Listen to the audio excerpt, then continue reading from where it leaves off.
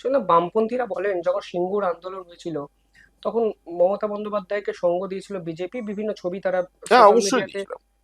Circulate করে। সেটা নিয়ে আপনার কি মত? দেখুন, সিঙ্গুর আন্দোলন মমতা বন্দ্যোপাধ্যায় তৈরি করেনি, বিজেপিও তৈরি করেনি।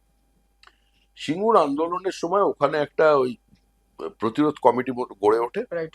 যেটার মধ্যে আমাদের পার্টি একজন ওখানকার পঞ্চায়েত সদস্য ছিলেন, উম, সঞ্জয় পান্ডে। হুম। আর সে ওখানে পঞ্চায়েতের সদস্য ছিল, ন্যাচারাল লিডার লোকাল, এবং আরেকজন তৃণমূলের ছেলে ছিল। সেই ছেলেটাও আমাদের আগে বিজেপি করতো, ইয়া পরবর্তীকালে সে তৃণমূলে যায়। এরা আমাদের দুজনে বসে গ্রামবাসীদের সঙ্গে নিয়ে একটা প্রতিরোধ কমিটি করেছে। হুম। তারপরে সেখানে আমরা যাই, মমতা ব্যানার্জি যায়। এবং রাজনীতিতে কি হয়, যে একটাই পলিটিক্যাল স্পেসের জন্য যদি সমান্তরাল ভাবে দুটো ফোর্স এইগুলো থাকে, তাহলে যার গ্ল্যামার বেশি, যার লোক বেশি, মানুষ সেদিকে যায়। হুম।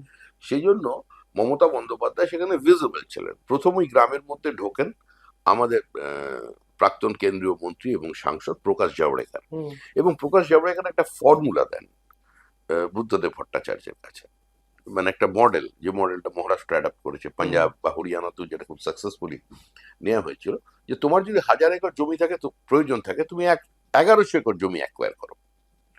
ল্যান্ড ডেভেলপ হয়ে যাওয়ার পরে জমির চরিত্র বদলাবে, জমির হুম। দামটাও তখন স্কাই রকেটেড হয়ে যাবে। ওই 100 একর যেটা তুমি করছো, তুমি তার সঙ্গে সেইটা তুমি প্লট করে করে যারা যাদের কাছ থেকে জমি নিয়েছো তাদের দাও।